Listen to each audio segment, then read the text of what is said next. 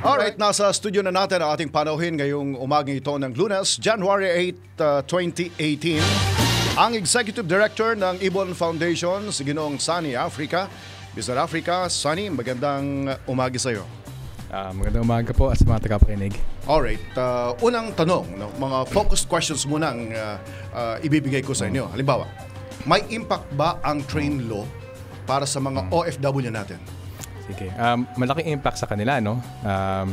Kasi mga OFW sa natin, kailang mga pamilya ay nakatira dito sa Pilipinas. Yung OFW, sa totoo lang, medyo swerte sila kasi exempted sila sa income tax, tapos dun sa tinatawag na documentary stamp tax na babayaran sa kanilang mga remittances. Kaya medyo okay sila doon. Ang problema, bagamat exempted sila sa income tax at sa DST, yung documentary stamp tax, yung mga pamilya nila na pinapadala nila ng pera, pabigat sa kanila yung train.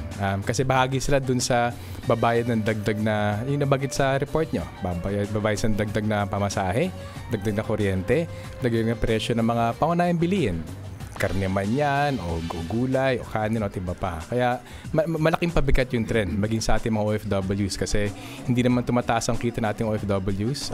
Parang nasa 13,000 lang yata ang average ang remittance ng OFW sa Pilipinas. Hindi naman na kabilang sa pinakamayaman sa ating bansa yung mga pamilya ng OFWs. Kaya malaking epekto sa kanila sa kanilang mga pamilya dito sa Pilipinas. Sa mga nakasakay ngayon sa Uber o kaya sa Grab, mayroon bang epekto ito, immediate impact ang train law sa kanila? Dito mga nakarang araw, nag-anunsyo na nga, I think yung Grab na magtataas sila ng 12 to 15 pesos dun sa parang flag down rate yata or basic charge dun sa Grab. Kaya dito lamang nakita natin dahil malaking pagkukunan ng kita ng train ay yung dagdag na singil sa diesel at gasolina na malaking bahagi syempre ng gastusin dun sa fares ng Grab at Uber. Nag-announce na yung Grab na kukompute nila ng mas mataas na singil sa Grab sa mga darating na panahon. Pangunahing pinagkukunan ng employment sa ating bansa, lalong-lalo na sa Metro Manila at mga pangunahing lungsod sa ating bansa ay ang BPO, yung mga call center agents. Ano ang direct impact mayroon sa kanila ito?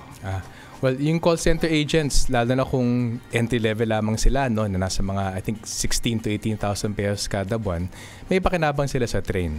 Yung karaniwang call center agent, I think, makakaramdam ng more or less 10 to 15,000 pesos na dagdag na take-home pay sa 2018. Kaya, sa isang banda, makabenepisyo sila doon. Pero ganoon din, dahil hindi naman sila lutang sa Pilipinas, kahit na medyo mali yung oras nila sa pagtrabaho sa Pilipinas, gagastos sila ng mas malaki dun sa mga produktong binibili nila. Paano naman yung mga may-ari ng sari-sari store? Live tayo nationwide sa 18 station yan at marami sa ating mga nakikinig nasa kanayunan. Mayroon bang direktang epekto kaagad na mararamdaman ang mga may-ari ng sari-sari stores at mga bumibili sa mga sari-sari stores? Yung mga sari-sari store owners, alam mo sa totoo lang, sa isang pag-aaral, no, more or less 13,000 a month lamang ang kita, netong kita ng isang sari-sari store owner. Humigit kumulang 40% ng kita niyan ay galing sa sugar sweetened beverages. Napapatawan ng dagdag ng buwis ngayon. Kaya ang kagad mararamdaman ng mga sari-sari store owners dyan ay kailangan nila patawan ng dagdag na singil, yung matamis sa inumin na binibenta nila. At kung yung mga consumer nila ay hindi na kaya bumili ng mga produkto na yon, mabawasan na lang bibilin nila. Kaya malamang kaysa hindi, mababawasan ang pagbili sa kanila ng mga matamis na inumin. Kung mabawas ang singil nila, ang bebenta nila, mabawasan ang kita nila. Alright.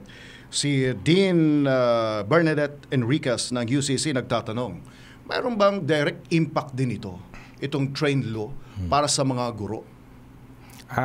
Well, sa mga guro, generally speaking, salaried.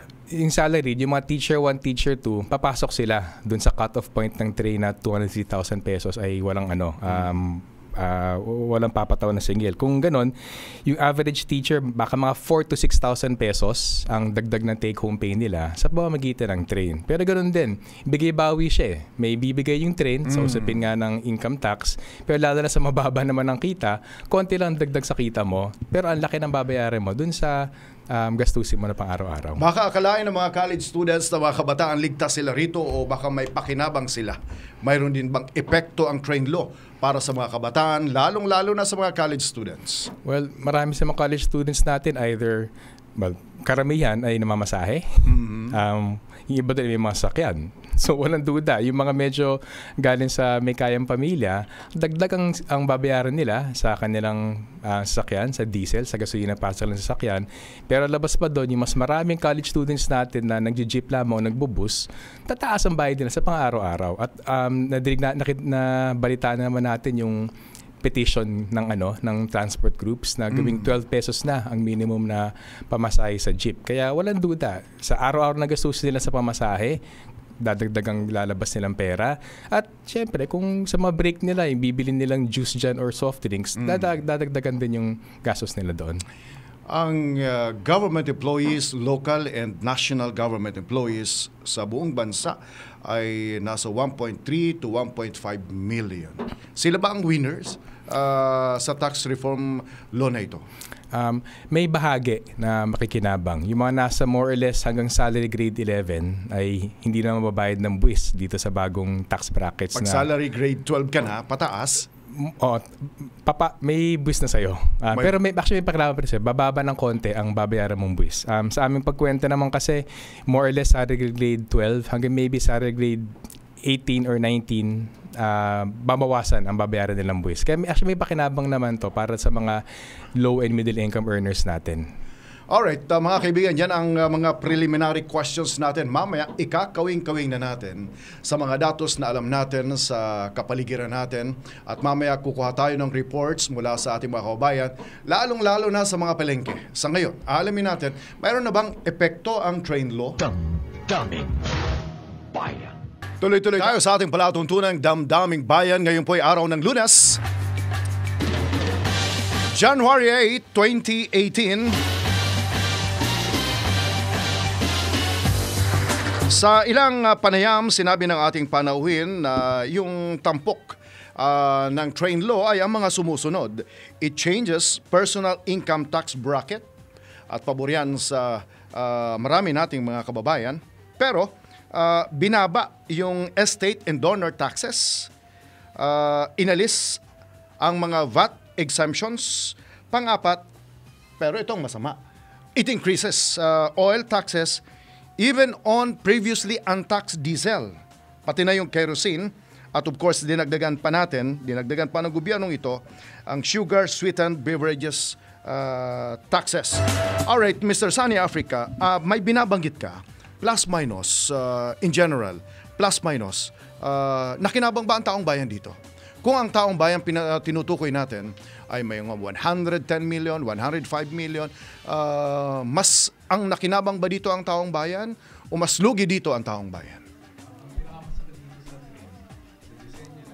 To finance, sa katakutan nila na singilin yung mayayaman, nagpapato sila ng dagdag ng buwis dito sa mahihirap. Sa mismong datos na nakuha namin sa DOF sa pinakahuli, na sa ilang sources namin sa loob nun, yung pinakamahirap na 60% ng Pilipino, that's more or less, sabi mo, yung mga pamilya na yan, baka 65 to 70 million, mas malaki sa mga pamilyang na mahihirap, bawas sa kanilang araw-araw na kita itong train. Samantalang, yung pinakamayaman na 40%, may dagdag na kita sa bulsa.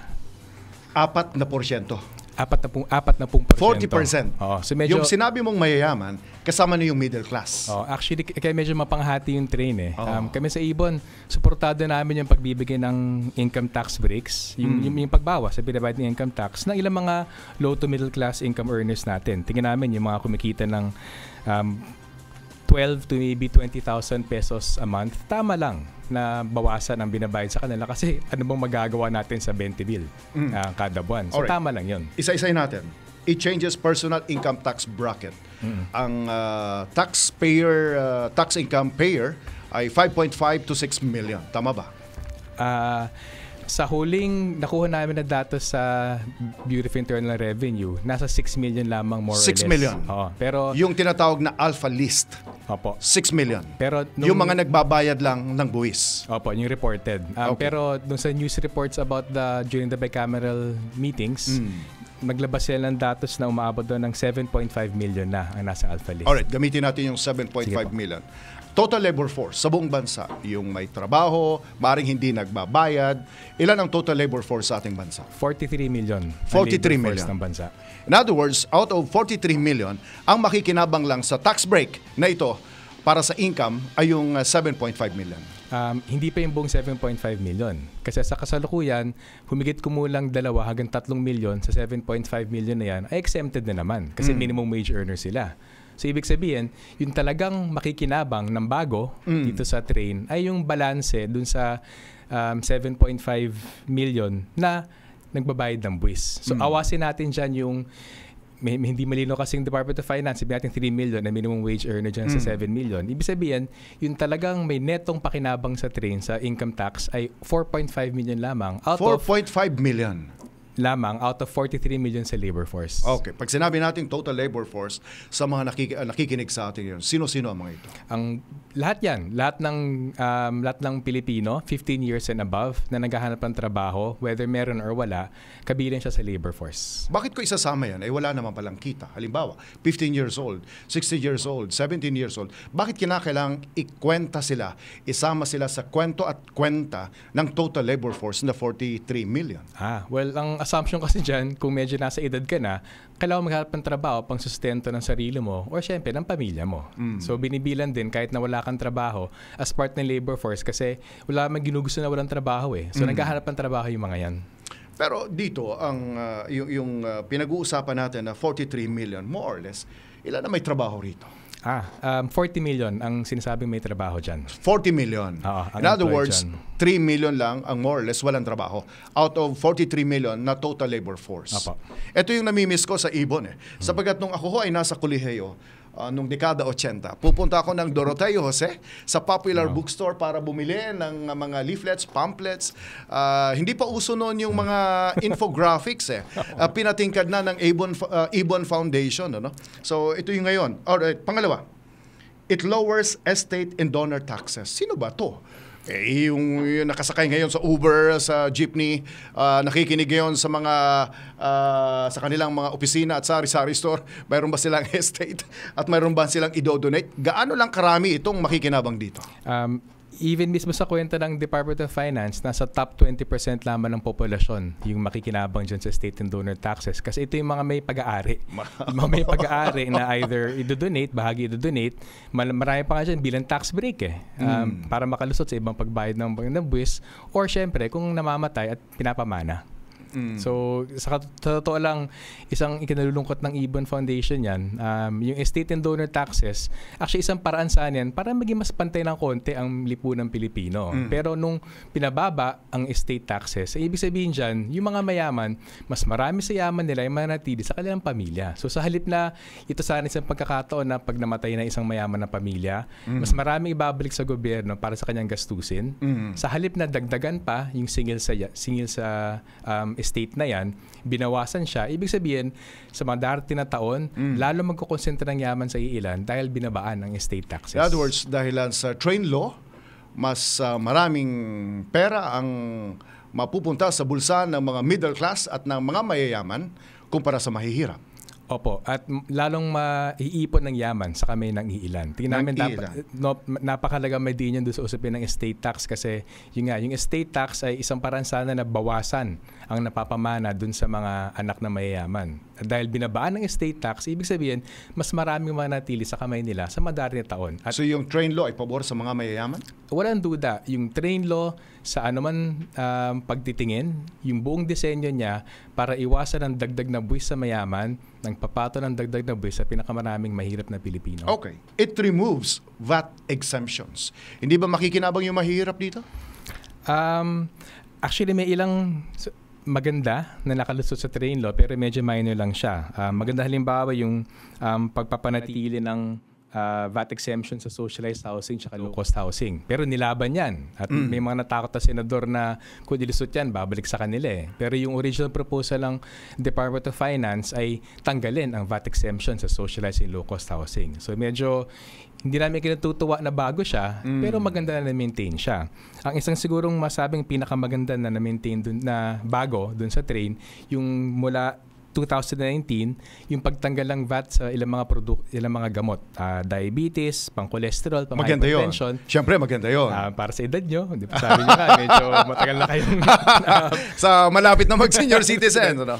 Pero yung maintenance gan, hindi naman senior citizen lang. 40 years old, 30 years old, na because of lifestyle in the last 3 decades, tumindi at marami ng mga sakit ngayon. In other words, dumarami rin ang pakinabang dito. Pero gusto kong kompletohin sana yung kwento at kwenta ng train law. Pwede mo bang imbanggit sa amin kung mayroong top 10 na mga magaganda sa train law other than removal of some VAT exemptions? Ano ang mga ito? Siyempre, nandoon na yung personal income tax. Nabawasan yon. Yung VAT exemption, nabawasan yon. Kung mayroon pang 8 bagay na espesipiko na maganda at pabor sa taong bayan dito sa train law, ano ang mga ito? Labas doon, sa totoo lang, wala na kaming maisip.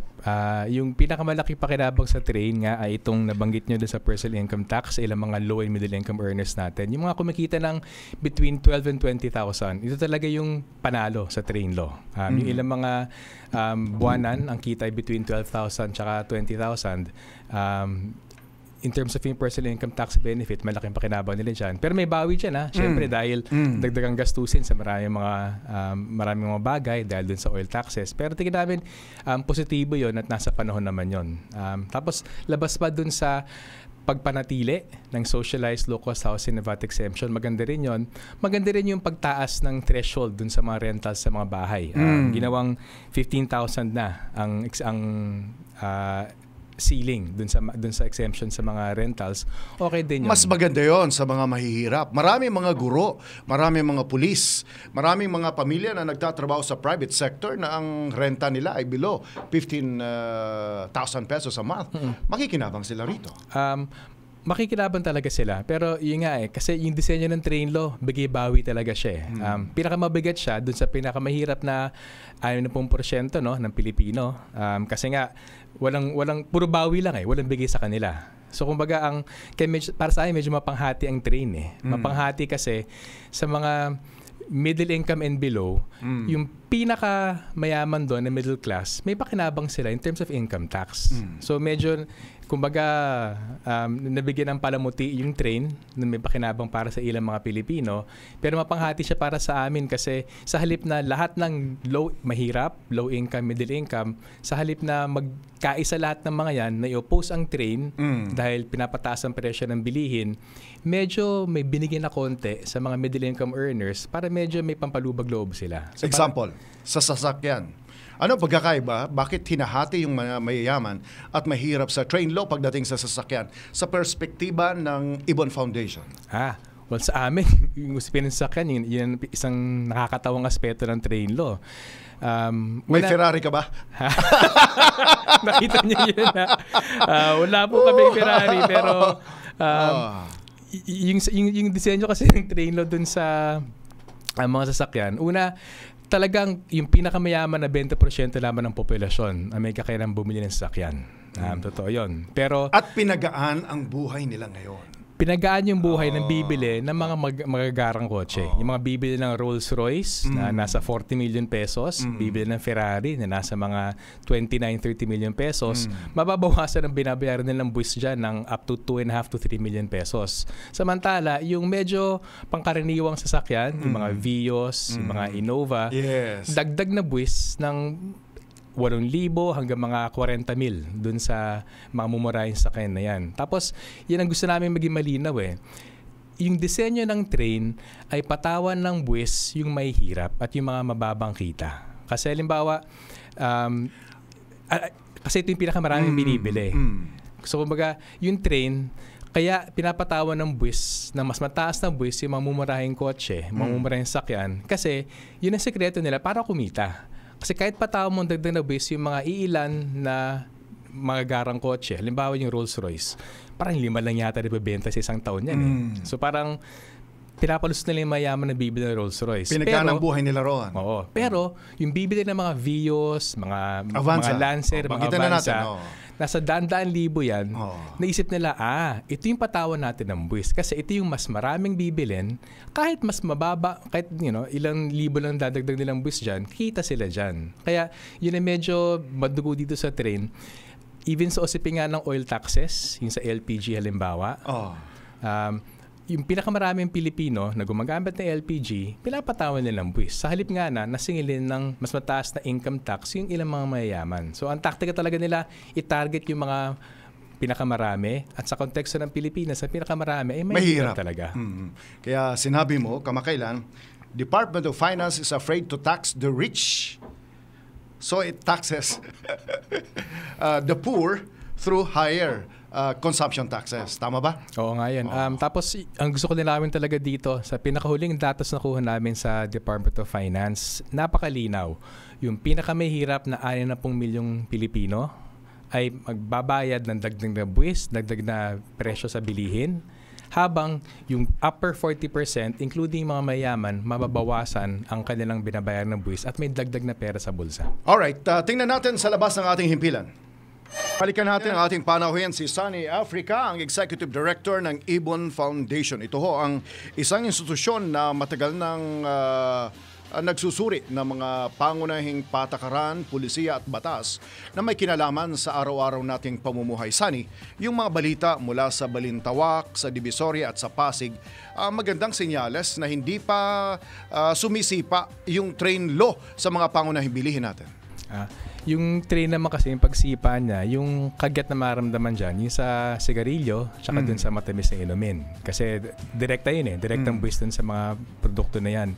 Yung mas kinakatakutan namin sa Ibon ay yung domino effect ng pagtaas ng presyo ng mga bilihin dahil sa pagtaas ng singil dun sa mga produktong petrolyo. Batay sa train law, ulitin natin, kailan dapat sumipa at ipataw yung buwis, karagdagang buwis sa petroleum products? Well, ang sinasabi ng DOE, pag naubos na rin inventories nitong ikatlong linggo ng Enero, pagkatapos na itataas na yung presyo ng mga produktong petrolyo. Anong proteksyon ng taong bayan na yung third quarter, January, February, March, o kaya hindi siya abuti ng February, o kaya baka sa dulo lang ng Enero ay maubos na yung inventory? Anong proteksyon ng taong bayan doon? Paano nalalaman natin na naubos na yung inventory doon sa binili nilang luma pa na stock? Sige. Well, ibang usapin yan, matagal na naghihingi ng ganong klaseng datos ng Ibon Foundation sa Department of Energy. Pero ang sabi nila, proprietary, sekreto daw siya ng mga kumpanya kaya hindi may babahagi sa amin. So siguro sa punto na yan, kailangan pagkatiwala na lang gobyerno sa kanilang pag-monitor na tama yung paniningil ng mga oil companies. Worst case scenario sa pag-aaral ninyo, batay sa mga datos na hawak ninyo, kailan ito? Kung sa timing? Timing. Garantisado, pagpasok ka ng Pebrero, Oo, tataas na talaga yan. Ang gusto namin linawin dito, even yung Department of Finance, alam na mabigat ang trend sa may hirap. Kaya nga meron silang pakanan itong cash transfer. Yung sinasabing 200 piso kada buwan sa unang taon, tapos 300 piso kada buwan sa ikalawa, ikatlong taon para sa pinakahirap mga pamilyang Pilipino. Pag-amin din ng DUF na mabigat yung train. At ang issue namin doon, tama, bigyan ng konting pansamantalang ginhawa yung mga mahirapan dito sa train. Pero ang mali doon, pagkatapos ng ikatlong taon, kung saan tuloy-tuloy natataas ang presyo ng mga bilihin, lalo ng produktong petrolyo, pagdating ng ika-4 na taon, wala na yung subsidio na yan, pero nandiyan pa yung buwis. Kaya kumbaga, panakip butas, panluloko, smokescreen, yung cash transfer na yan. Pansamantala. Yung 200 to 300 pesos monthly, is that sufficient? Para i-offset yung impact ng pagtaas sa petroleum products? Kung mabigay siya ng tama, gagana siya para ma-offset. Pero ito yung punto namin din. Sa huling nakuha namin na estimate ng Department of Finance, galing mismo sa news reports na kinukuha si Secretary Dominguez, nasa about 90 to 100 billion pesos daw ang kikitain ng train. Ayon sa batas, maximum na 30% lamang ang dapat ibigay sa mga social protection measures na ganyan. Sa aming computation, ayon sa batas na sinasabi, yung pure 70% ay dapat bigyan ng subsidio, lilitaw, sa unang taon lamang, kailangan ng 38 billion pesos para mabigay yung subsidio lamang sa cash transfer. Kulang yung train para doon. So kumbaga, may isang pinangako na ayon sa kanilang estimate ngayon, hindi mabibigay yung pangako niyan. At iba pa yan, iba pa yan dun sa supposedly may fuel subsidy para sa mga jeepney drivers. Supposedly merong discounts din sa mga minimum wage earners. Pero yung cash transfer lamang sa totoo lang ayon sa lumalabas sa mga balita, kulang na yung sisingilin ng train para bigay yung pinapangakong cash transfer nila. Sa pag-aaral ninyo, magkano ang malilikom sa unang taon ng train? Wala kaming computation. Yan ang matagal na namin hiningi sa Department of Finance. Naghihintay pa rin kami ng actual estimate nila. Wala ring published to report yan. Wala pa ngayon, kaya nga medyo nakalungkot. Policy statement, pronouncement from DOF, wala kayong nababasa? Well, ang nabasa namin, 90 to 100 billion pesos daw ang kikitain sa unang taon. Pero 90 to 100 billion. Oo. Ang nabasa ko naman, 100 to 30 billion. Okay. Ang kikitain. Kung itutuloy yung subway, 360 billion yon. At ang counterpart ng Philippine government, 100 billion, mapupunta lang yun sa subway. Naubos na. Oo nga, totoo yan. Alright, standby! Oo nga naman, sa kabilang dako, dahilan sa tumaas ang ipapataw na buwis sa mga soft drinks, baka mabawasan na rin yung bibili nito. In the process, maraming makikinabang, mababawasan yung obesity at yung hindi magandang kalusugan na idinudulot ng mga ito, Mr. Africa. Sige. Sige po. Well, sa totoo lang, maaring may logic dun sa ganung klase argumento. Pero ang punto namin, kung pag-uusapan siya bilang health measure, pag-usapan siya as a health measure, hindi as a tax measure. At sa totoo lang... Not as a consequence. Hindi. Tsaka, kumbaga, hindi naman talaga yun ang pakay. Ang pakay ay mangolekta. Yung realidad, kaya yan ginawa ng DOF at siningit sa Kongreso at the last minute, alam nila na kahit papaano, bibili at bibili ng matamis na inumin yung mga Pilipino. Kaya as a revenue measure, ang attitude nila dyan, in their heart of hearts, alam nilang babayad ng dagdag yung mga tao. Kaya siningit nila yan. So hindi siya nandiyan sa health measure kung wari lamang yan. Nandiyan siya bilang revenue measure para dagdag na kita para sa gobyerno. Alright, Sunny, pakigamit mo ang headset sapagkat live tayo sa DYRC Cebu. Naroon si Nino Padilla kasama sa ating diskusyon. Nino, magandang umaga, maayong buntag diha sa Cebu. Nino, magandang umaga. Alright, wala pa. Naputol yung linya ni Nino. Balikan natin, Sunny. Pagdating sa train law, magkano ang lalabas na pera sa mga mahihirap at magkano naman ang lalabas na pera sa mga mayayaman? Okay. Ito yung nakakatawa talaga dito sa train law na ito. Sa mismo nakuha naming datos mula sa Department of Finance, isang pamilya halimbawa na buwanan 5,000 ang kanyang kita. Dahil sa train, hindi bababa sa 650 pesos ang mawawala sa kanyang bulsa. Sa kabilang banda, isang CEO na kumikita ng 706,000 pesos kada buwan, siya ay madadagdagan ng 89,000 pesos. So para sa amin, kabalintunaan yan Ang problema dito, sinisingilin mo ng buwis yung may hirap para bigyan ng dagdag na pera sa bulsa yung mayaman. At mali yan, hindi yan tamang disenyo ng isang tax program. Ulitin ko lang, yung mahirap na kumikita ng 5,000 piso sa isang buwan ay mababawasan ng 650 pesos? Opo. Sa isang buwan? Hindi, sa buong taon yan. Sa buong taon? Sa buong taon yan. Pero kaso, tingin namin, hindi dapat malitin yung 650 pesos niyan kasi ito yung mga pamilya na binibilang kada piso Ito talaga yung nagtitipid. So, on the other hand, 89 pesos ang madadagdag sa isang CEO. Hindi po, 89,000 pesos. 89,000? Oo.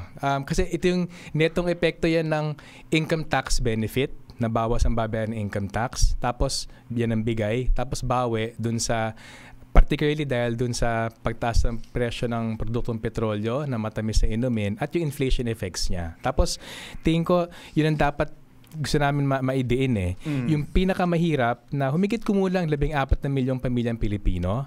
Ang kita niyang kada buwan naglalaro sa 5,000 hanggang siguro mga 19,000 pesos kada buwan. Ito yung mga pamilya na magbabalikat ng anywhere from 650 pesos minimum to as much as 1,900 pesos ang mawawala sa kanilang bulsa. Samantala nga, ayun, yung mga mayayaman, tulad ng isang CEO na kumikita ng 700,000 pesos kada buwan, siya ay madadagdagan pa sa isang taon ng 89,000 pesos. Alright, balikan natin si Nino Padilla live mula sa DYR sa Cebu. Nino, maayong buntag diha sa Cebu. Nino. Sir. Alright, live ka na ngayon, Nino. At kasama natin Sunny Africa, Executive Director ng Ibon Foundation. Pinag-uusapan natin ang train. Mayroon na bang epekto ang train law dyan sa Visayas, lalong-lalo na sa Cebu? Yes, happy tricky sa inyo dyan. At dito sa Cebu, hindi masyado naintindihan ng mga Cebuano itong train law. However, yung epekto nito, maraming nagtatanong kung bakit tumaas yung presyo ng basic commodities dito. Yung karaniwang mga pandesal na binibili lang nila ng mamiso ay ngayon ay 2 piso. Yung ibang mga bili na sigarilyo ay tumaas na. Yun yung mga pinagtatanong nila kung bakit. Pero kung as of the law itself, hindi nila naintindihan yung anong mga technicalities dito. Pero kung sa basic aspect lang na ito tumaas dahil ganito, ganyan, ay umepekto sa kanilang mga bulsa, wala nang mabili yung 100 pesos na bilihin, yun yung nakapekto. Pero ang ibang mga active groups naman dito sa Cebu, ang sabi nila ito ay magiging Waterloo ng pamahalaang Duterte. Sapagkat kung hindi nila makita ito na maigin, magugutom yung mga tao. Dalawang epekto lang daw dito. Number 1, magugutom yung mga tao. Ito ay mukhang talagang as crime o talagang sinadya para mag-bow down daw ang mga Pilipino doon sa administrasyong Duterte. Alright, yun yung mga nakikita mga sinisa. Alright, Nino, Sunny, yung latest report kahapon, yung inflation rate 2017 umabot sa 3.2, the highest in the last 3 years. Sa isang pag-aaral ng mga eksperto, sa taong ito at next year ay umabot ito, sumipa pa ng 4.3. Alamin ko muna, Sunny, sa Ibon Foundation, mayroon din ba kayong ganitong datos?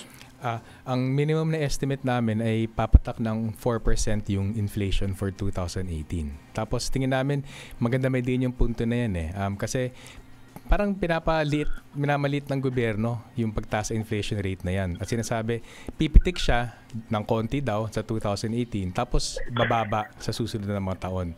Siguro linawin natin, yung konsepto ng inflation, hindi yan tataas tapos bababa. Ibig sabihin inflation, yung bilis ng pagtaas ng presyo ng bilihin. Kaya yung sinasabi ng government na may pitik nitong 2018 tapos magmo-moderate sa 2019, hindi sinasabi bababang presyo sa 2019. Kumbaga, kung anong tinaas ng presyo ng bilihin sa 2018, madadagdagan pa yan sa 2019 at sa masusunod na taon. Kaya isang punto namin na gusto diinin yan, yung pagpitik ngayon ay hindi mawawala sa mga darating na taon. Hindi mababawasan? Hindi mababawasan, madadagdagan pa yan. Ikalawa, masyadong mababang estimate ng government dun sa impact ng train. Kasi isang halimbawa namin, malaking epekto ng pagtaas ng presyo ng produktong petrolyo. Noong 1996, ito naman yung huling taon na nagtaas ng mga excise taxes dito sa oil products. Nasa about 1 peso to mga 3 pesos lamang ang tinaas ng singil sa diesel at gasolina. At walang siningil sa LPG noong 1996. Noong panahon na yan, from 1995 na 8% inflation, nag 9.1% noong 1996. At malaking bahagi dyan ay because nga dito sa oil taxes. Ngayon, kung ikumpara natin yung singil noong 1996 na ganyan, na more or less 1 to 3 pesos, actually 1 peso 18 to 2 pesos 85 centavos, yun lamang ang taas noong 1996. Pero yung sipa, over 1% na yung inflation rate nun. Ikumpara natin ngayon, kung yung diesel ay tinaas lamang ng 1 peso 18 centavos noong 1996, ang taas sa 2018, 2 pesos 50. Sa susunod na taon, 4 pesos 50. Sa susunod na taon, 6 na piso. LPG, walang singil dati. Ngayon, 1 pesos, 2 pesos, tapos 3 pesos. Sa gasolina, 2 pesos 83 centavos lamang tinaas noong 1996. Ngayon, tataas ng 7 pesos, 9 pesos at 10 pesos. Kaya di hamak mas malaki ang papatawan ng buwis sa oil products ngayon. Pero parang nagtataka kami, napakalit ang estimate ng DOF naman at ng Bangko Sentral sa pagtaas sa inflation. Sunny, hindi ba tama yung ginawa ng gobyerno sapagkat matagal naman na nakapagpataw ng buwis sa mga petroleum products 1996, 1995. Hindi ba reasonable yung 2 piso, 3 piso, 4 na piso? Hindi ba reasonable ito for the last 1 decade more or less? Well, yung buwis naman, pwede i-pace siya eh. Ang point lang namin, masyadong malaki ang singil ngayon sa loob ng 3 taon. Yung nga, yung dagdag na buwis, no, yung nabanggit na 7 pesos ang unang dagdag sa gasolina, tapos 9, tapos 10. Yung netong epekto niyan, for 2018, additional 2 pesos 65. For 2019, additional 4 pesos 65. For 2020, additional 5 pesos 65. So, napakalaki ang sinisingil, ang dagdag na singil sa loob lang napakaikling panahon. So, so tingin namin ang masyado naghahabol ng mataas na kita ang gobyerno, kaya dinadaan dito sa oil products, hindi mo maiwasan. At yun nga, marami news reports hindi pa nararamdaman kasi hindi pa tumataas ang presyo ng oil products eh. Pero pag tumaas na yan, tataas yung transport ng produkto sa palengke, tataas yung gasto sa irigasyon ng mga pump boats para sa mga mangingisda at iba pa, at magkaka-domino effect na siya.